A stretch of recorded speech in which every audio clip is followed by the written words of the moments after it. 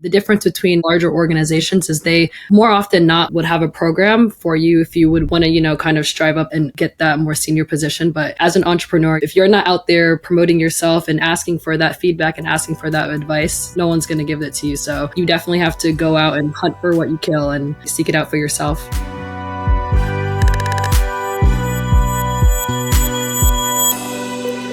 Hey folks, this is MK Palmore. Welcome to this episode of Amplify, the Leadership Student 2.0 podcast. I'm joined in the virtual studio today by Yasmin Abdi, who is a CEO, development engineer, cybersecurity, I don't like to use the word expert, but cybersecurity practitioner, I should say. She's out there on the landscape doing some really super interesting things. I thought I would have Yasmin in the studio to talk about her journey as it relates to leadership. Certainly being an entrepreneur, I think that there's some insights that she'll be able to offer that will be interesting to our listeners. So Yasmin, welcome to Amplify, the Leadership Student. How are you? I'm good. Thank you so much for having me. Really excited to be here. And great intro. You hit it all. All right. Thanks, Yasmin. So let's start off at the top. You're the CEO of a company called NoHack that you started a few years back. Tell me a little bit about it and what you're doing in the cybersecurity space today. Yeah, I started NoHack a few years ago. I started it as a passion project during COVID, started it back in 2020.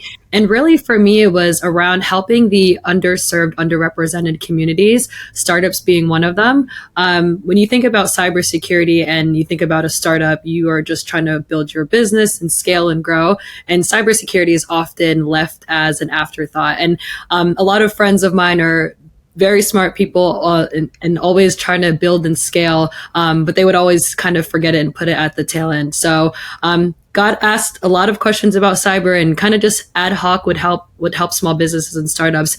And then I really thought about, okay, there's a need for this. There's a lot of talk around the startup community and scaling and growing. So I built it out, and it's essentially helping startups scale and grow with being a trusted security partner.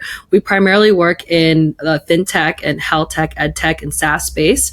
But if you have data and you're connected to the internet, then we will serve you. So it's a 3-step approach. We go in and we do a security risk assessment of your infrastructure, really see where the pain points are, where the vulnerabilities are, and come up with tailored recommendations and solutions, implement those for you. But again, we really want to be that helping hand, that long-term partner. So after the assessment's done, we kind of act as like fractional CISO. So you get us for a certain amount of hours per week, or if there's a security review that's needed for a new feature that you're launching or a new product that you're offering to the market, we really want to be that extension of your team. So in a nutshell, it's your trusted cybersecurity partners for startups and small businesses. Wow, you guys are doing a lot. That's outstanding. Thank you. Are you a traditionally trained practitioner, or where'd you get your cybersecurity experience and education? Yeah, I went to University of Maryland. Shout out to the Terps. And I studied computer science with a focus in cybersecurity, as well as I minored in business with a focus in entrepreneurship and innovation. So really good to see how those two worlds collide.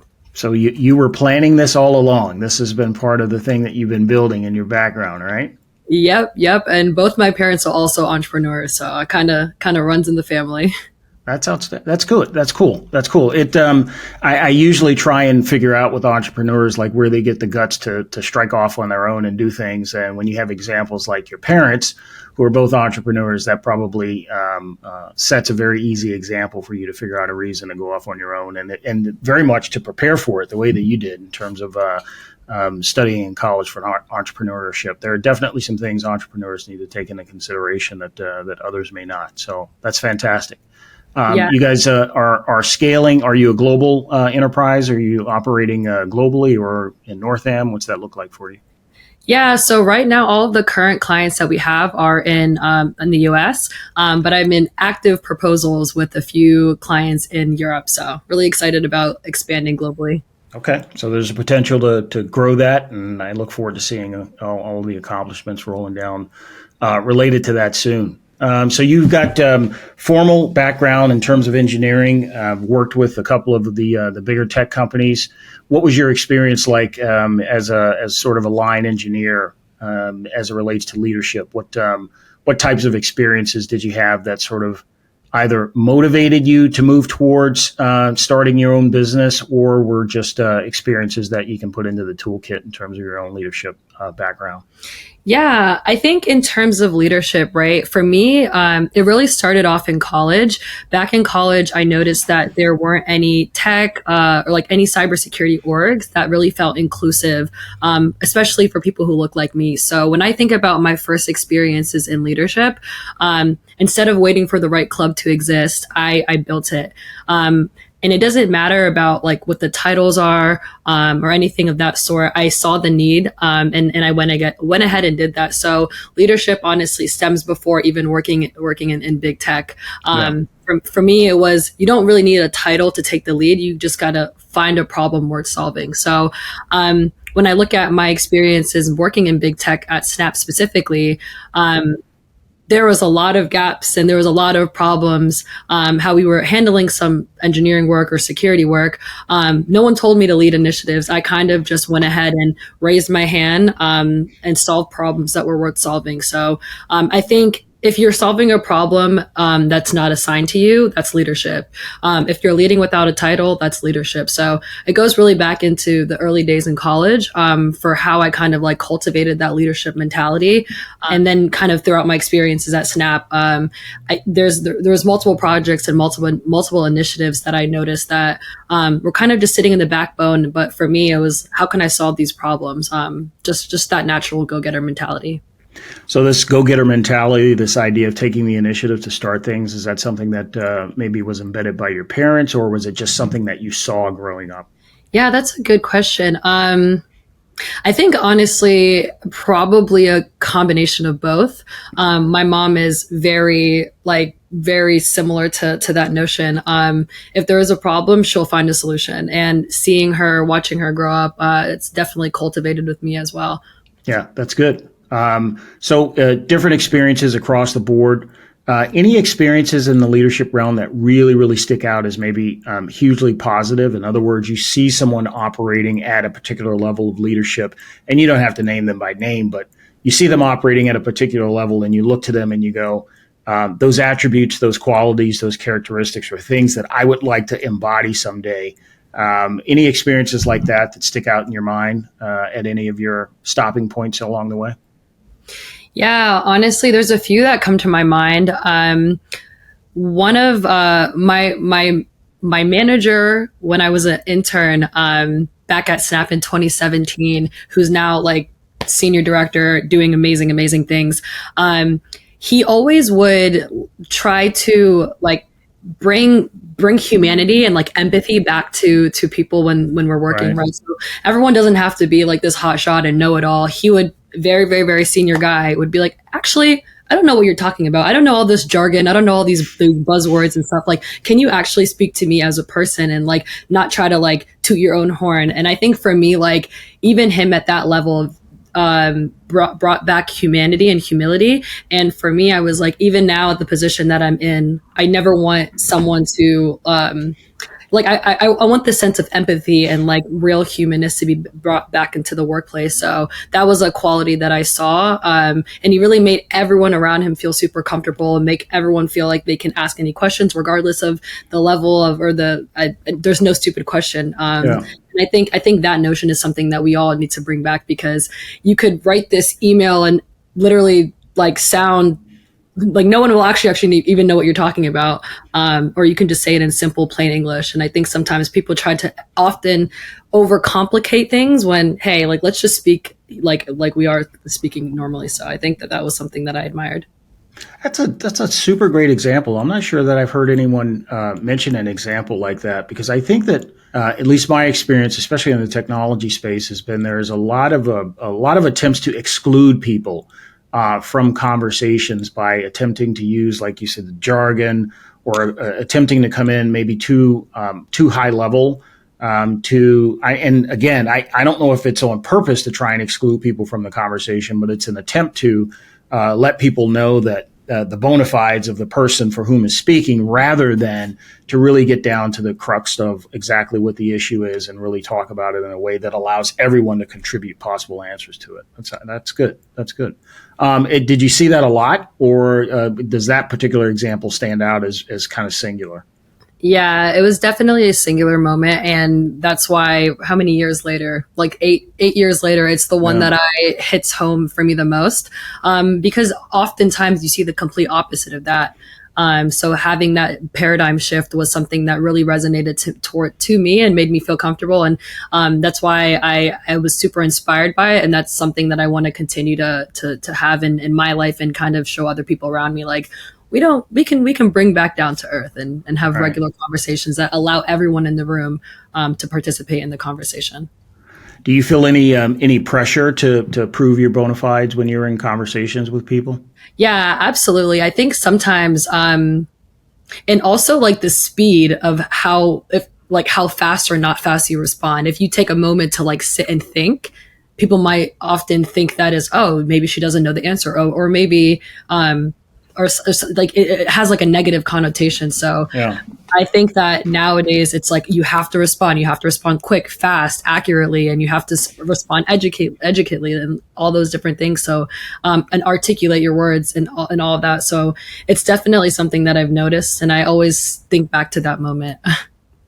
Yeah, but it seems like if I pay attention to some of the stuff that you've posted on LinkedIn, I've been one of your followers now for quite a bit of time, and have seen that you do quite a bit of public speaking.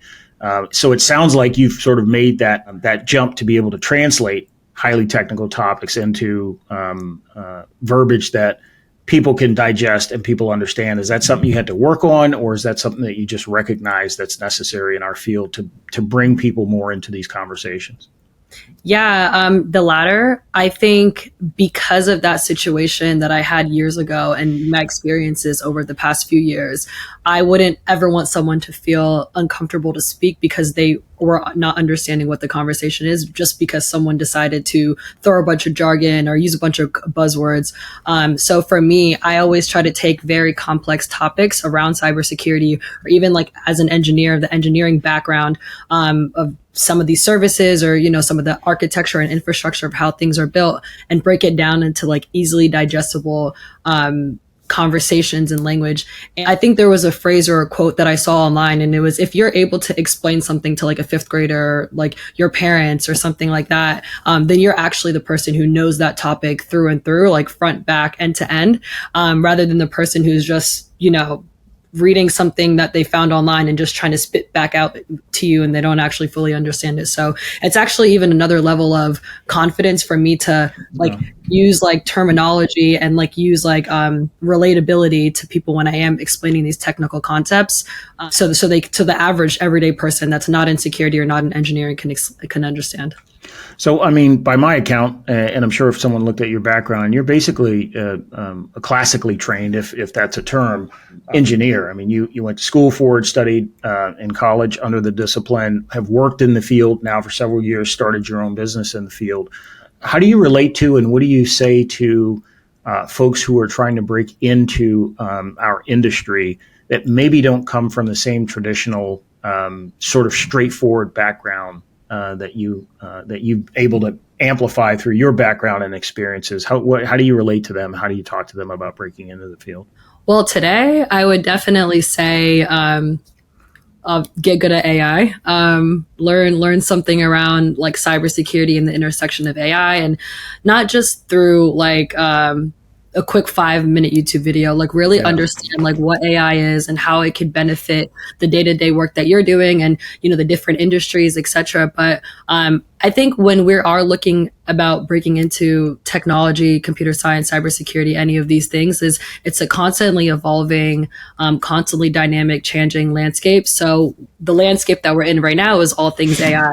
So get really good at it, learn all the things about it, learn all the intricacies of it, and then see how you can apply it for your day-to-day job and your day-to-day life, and see how it could automate some of the stuff that you're doing. But I think if you're not using AI, or if you're not learning about it, if you're not ahead of the curve with it, you're only going to get left behind. So the traditional go to school, study computer science, try to get a software engineering job is a little outdated with my 2 cents. I think finding cool side projects, I think finding cool ways that you can build these AI agents on top of maybe your software like engineering projects that you're working in class, is what I would recommend. So be multifaceted, with engineering, with security especially, and there's so many cool ways that we could use AI to enhance. So for anyone who's looking to break in, definitely stay above and alert with all the different trends that are going on, because it's a constantly evolving landscape. And if you aren't ahead of these trends, then you might get left behind, and we don't want that. Yeah, I want to dive into the topic of where technology is leading us here in a little bit. It strikes me that, based on your background and your experiences, you seem like a person who has a high level of self-discipline. I think that self-discipline is certainly a component of leadership development. How has that helped you in terms of developing your own leadership style? And think of it maybe in the context of, what do you do outside of the work that you're engaged in to develop your own leadership skills? Yeah, that's a good question. I think for me, when I started to build NoHack, I had very limited time. I had limited resources, so I had zero room for distraction. I had to be brutally clear if it didn't align with my impact and my values, or even my longer term vision. It quite frankly didn't get my energy or my time. So I think that level of clarity taught me how to lead with intention. And I think so. It was probably going back to starting NoHack, like the zero room for distractions is probably what I would have to say. And how'd the idea come to you for NoHack? I assume it occurred over time, or was it a lightning bolt moment? How would you describe the development of the idea? Yeah, I think the idea took a lot of different shifts and turns over the course of the years.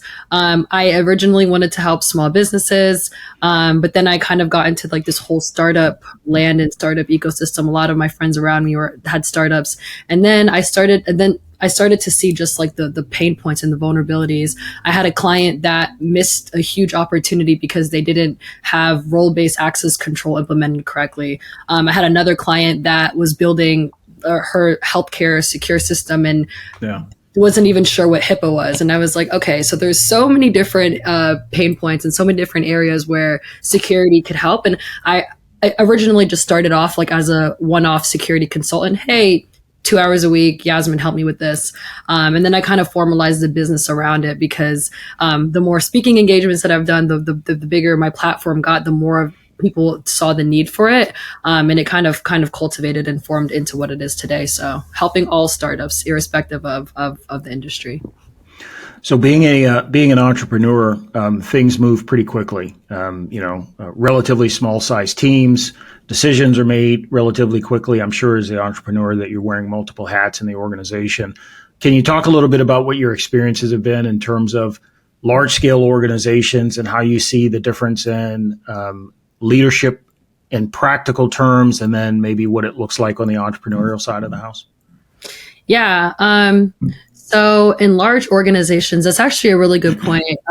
One of the things that I was most proud of at Snap that I created was our mentorship program. And we paired mentors to mentees in the security org. So I think at large organizations, there's like typically there's formalized programs to kind of help and give back with leadership empowerment. But I think on the entrepreneurial side, it's definitely more of you have to seek out a mentor. You have to seek out leadership advice from someone, maybe in the community, or maybe someone that you look up to. But I think that the difference between like a larger organizations is they more often not would have a program for you if you would want to, kind of strive up and get that more senior position. But as an entrepreneur, you're definitely, if you're not out there promoting yourself and asking for that feedback and asking for that advice, no one's going to give it to you. So you definitely have to go out and hunt for what you kill and seek it out for yourself. How do you find advisors in the entrepreneur space? Did you sort of hit the deck with a group of advisors and people that you would turn to as questions came up, or have you accumulated advisors over time? What's that look like for you? To be quite honest, I don't have like a formal structure advisors. I was thinking about making a board, but there's one. So I hosted the Afrotech main stage for cybersecurity last year, and I had such amazing speakers on the stage. And one of the guys who I look up to now, I'm probably going to ask him to become a formal mentor or formal advisor for me. But yeah, I mean, it's hard because one, I want someone that looks like myself, and there are not that many. But that level of trust, it's hard to find someone that really will that you trust fully, that also kind of understands your struggles, your background, et cetera, et cetera. So still looking for some.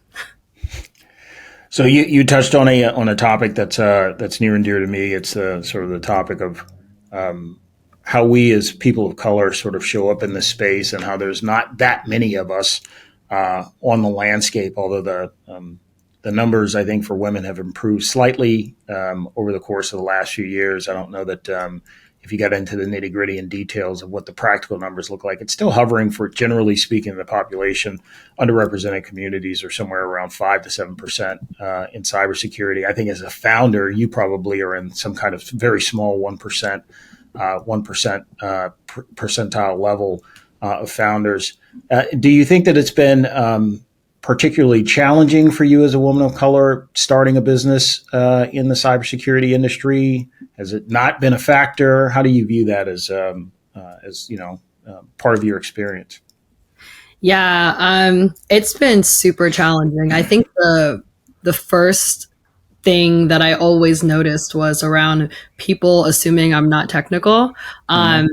I've sat in meetings when you're technically trained and have the experience. Yeah, I mean, you can't walk around with your resume and your degree from University of Maryland, but sometimes you wish you could, right? Yeah, no, exactly. Yeah. And I think, people assuming I'm not technical, I vividly remember sitting in meetings where folks have to explain the most basic cybersecurity concepts to me, not realizing that I actually have a security degree. I've worked in security at big tech companies. I actually have my own security company now. So I think that's been pretty challenging. I think the second one was around, there's kind of back to what we were just talking about. There's no one that I could call for advice. Being a Black woman in cyber, starting my own cybersecurity company, there's no blueprint. I actually I don't have anyone that comes top of mind that's a Black woman in cyber that started their own company. So for me, it's like, where can I look up to? Who can I look up to? But I'll do some introductions offline, because I've actually come across a handful of folks that fit the bill for that, and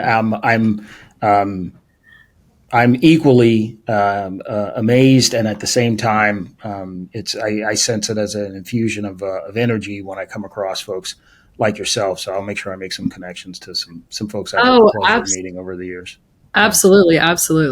But yeah, I think just and then the last part about it is like investors and execs. Sometimes there's a level of, I'm not sure what the exact word is, but there's a level of, I don't want to say balancing authenticity with expectations. So there was a moment where I was in a meeting and an investor was like, "Hey, can you actually take the notes?" And I was like, "I'm actually not that person in this room, but we'll talk about that after." So I don't know. I think that it's been very challenging being in this position, but I like to be very visible, and I like to be very personable. So there are other people who look like me, can see a path forward, and see that even though the numbers are small, we're changing them day by day. So the representation piece really matters to folks. I spend a little bit of time in the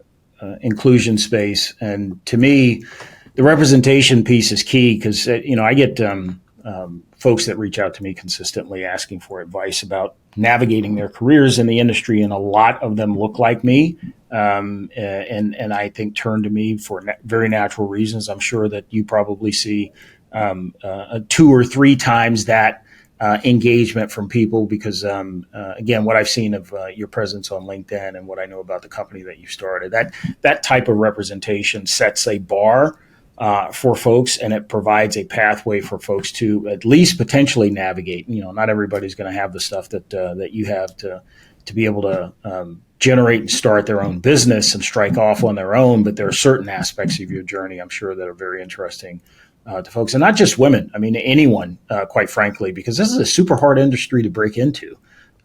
First of all, I mean, it's the bar and the obstacles to entry are massive, and some of that's self-induced as an industry, but not all of it. And just being able to navigate it, I'm sure, is a bit of a challenge, and I'm sure that's part of the reason why you're such a sought-after speaker out on the landscape. Thank you. Yeah, I think there's the representation is definitely a piece for me that I carry near and dear to my heart. I feel like when I walk into a room, I don't just walk in as Yasmin anymore. I walk in carrying the entire community. Because honestly, sometimes it's like, and I don't know if this is the best or the worst, but because if I mess up, then the next person that looks like me might not get the same chance. So it's always this feeling of representation and community for me. You think as founders, people of color get shorter runways in terms of being able to make mistakes and recover from those mistakes? Yeah, 1000%. I think even there's a notion of when challenges, when I set boundaries, I think sometimes when I speak up or I say no, I'm being labeled as difficult instead of being decisive. But other people conducting the same behavior might be looked at in a different way. So I think it's always an extra hurdle, an extra layer of difficulty for us as founders. And it's something that we just got to work at every single day. Right. Hey, so one of the things about being a founder that I think is really empowering is that after having leadership experiences, when you start your own business, you actually get to build the culture that you want to operate in. You get to determine what that culture looks and feels like, how people experience working with and for you, both from a business standpoint, but just in the professional realm. How much of a conscious effort are you putting into making sure that the culture of your organization at NoHack is representative of who you are? Or do you think that just kind of happens automatically because you're the leader of the organization, and this, by that factor, things will tend to amplify and build out and grow in a way that is reflective of you? But are you thinking about it from an intentional standpoint, and what kind of effort are you putting into making sure that it turns into an organization that you would want to work at? Yeah. I've actually implemented this notion called reverse mentorship. So learning from those below you in the org chart.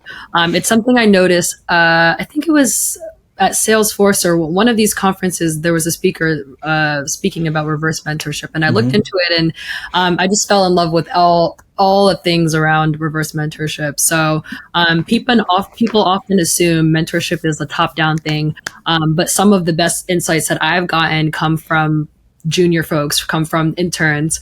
One of my interns actually pointed out this flaw in how we documented our security playbooks, etc.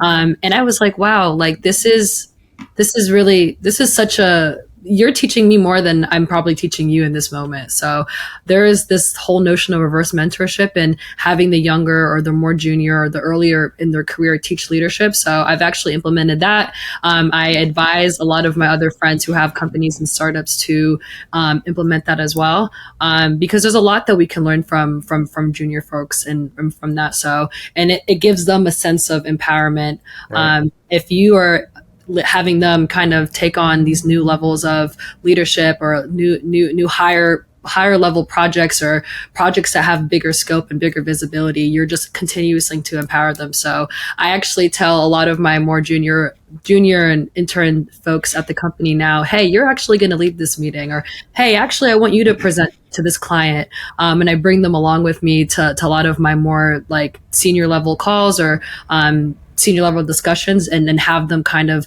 be there so they could feel empowered, because the next call that we get on, you're actually going to be the one who's doing this. So it's a little bit of tough love, I would say, but I think the reverse mentorship, and then also just like the notion of like pushing them into the water, but not all the way, is what I do at NoHack. No, I love that. Kudos to you for identifying that as the thing that you wanted to sort of exemplify in your company. I'm going to take that for action. I like the idea a lot. I mean, part of it is based on this idea that as leaders, we should be doing more listening than speaking often, right? And you can do that in small organizations. You can really get down to the nuts and bolts of bringing in people who are very new to the organization and sort of shepherding them along. Have you thought about in context how that might change as your organization changes in size? Yeah, I think throughout the scope of the number of employees that we have in the company, I always would still want to keep this reverse mentorship program. We can, of course, implement mentorship for in the regular terms of what that means, but I think there's a beautiful notion of learning from junior to senior that I always want to keep. So even if, God willing, we grow to a 2,000, 3,000 person company, there will still be this notion of reverse mentorship, because when you're in the industry for 25, 35, 40 years, some of those early pieces of feedback or advice could be maybe forgotten. So once you have a fresh perspective and someone that's only been in the industry for a few years giving you like simple advice or simple feedback that you probably haven't heard for 15, 20 years, it might be a fresh of breath there and might be refreshing for you. And you'll probably learn something as well. I always say that I learn a lot from my mentees, and I honestly think sometimes I learn more than they learning from me. And I love that. So I definitely want to keep that regardless of how big we get. That's a great perspective to have, and I hope that you're able to keep it. From an entrepreneurial standpoint, what's the hardest thing you feel like you do on a week-to-week basis? Like, what's the hardest thing about being an entrepreneur? I think sometimes the uncertainty that you when something is not in your control, like obviously with the whole geopolitical landscape and ambiguity happening day to day, sometimes hour to hour, we are kind of just waiting around. I think just sometimes the uncertainty of not knowing and not having control over the not knowing is pretty difficult. I think that would probably be the first one, but I think the second one is NoHack is my baby. It's my bread and butter, and I work 24/7. So I don't want my team to also work 24/7 with me. And I think just remembering that like people have families and lives, and there's all these extracurricular things that are going on. So as an entrepreneur, like the distinction between, okay, 9 to 5 is when everyone's working, and then you can continue to work, Yasmin. But sometimes that like just the human aspect of, okay, this is yours, but like everyone else that's working still has a life outside of it. So I just I think I'm just so overly passionate that Saturday morning I'll be like texting at like 10 a.m. like someone on my team, like, hey guys, did you check out this thing that I'm doing, or check out this new thing that happened? So I think just the distinction of like passion, but also like there's families and there's lives. There's more to the world than the work that you do. Yeah, and it can be hard. Sometimes it's hard to keep that in check too. I'll find myself on the weekends, because as a founder of Apogee, I'm like 24/7. I'm thinking about this business and trying to get it in flight, and that means weekends too. And sometimes things come up, and what I'll do sometimes is schedule an email for a Monday delivery as opposed to writing it on a Saturday afternoon and making sure that it lands in someone's inbox, so they know I'm not expecting them to actually respond to it. And I don't. And I actually have had that conversation directly with people. Like, if I send you something outside of the hours, normal work hours, don't assume you have to respond to it. It just means it's on my mind, and I'm sending it so that I don't forget. That's a great point. And there are ways to be practical about that as well, but it's good that you're thinking about it. Yeah. I think once I found out about the Google schedule send, I've abused it. I've used it. It'll right. be 3 a.m. and I'll be, oh wait, I can't send that right now. Let me just schedule send for 8:30. Yeah. In terms of, you mentioned, you, as as an entrepreneur, there's a lot of hunting involved, right? You got to kill what you keep is part of the keep what you kill is part of the expression that's out there in the landscape. From a sales standpoint, I think either earlier in the conversation or prior to the call, we talked about hiring or bringing on board sales folks to try and land new clients for you. As you think about sort of evangelizing the business and getting in front of folks, you want it to be a reflection of you and who you are. Are you the one doing all the pitching on the calls, or do you have people now that you feel comfortable can amplify your story and what it is that you're trying to convey in front of clients? Yeah, so currently I'm still the face of the business. So I'm doing all the pitches, I'm doing all the calls. I just recently hired a head of sales, so training, mentoring, guiding. But at the end of the day, you're the one who can sell your product the best. So I am so excited to bring on more people and to get them to sell NoHack for me. But at the end of the day, it's like, the story through and through. Unless you have a co-founder that was there with you from day one, you're going to have to be teaching and retelling the story over and over. So I'm excited though, because I've seen so much growth in this new hire, and I'm excited for me to kind of sit back and empower them to do all the pitches and to do more of the sales calls as well. So for me, it makes me happy. It makes me super energetic and excited seeing other people sell NoHack. So the more people I can bring on board and the more people I can teach to sell my story and to scale it is always fun. What's something that you wish you would have known, say, 5 years ago, prior to starting this venture, from a leadership standpoint, that you know now through experience? Yeah, that's such a great question. I think my answer to that would be iterate and iterate fast. Like, you don't stick on one idea for too long.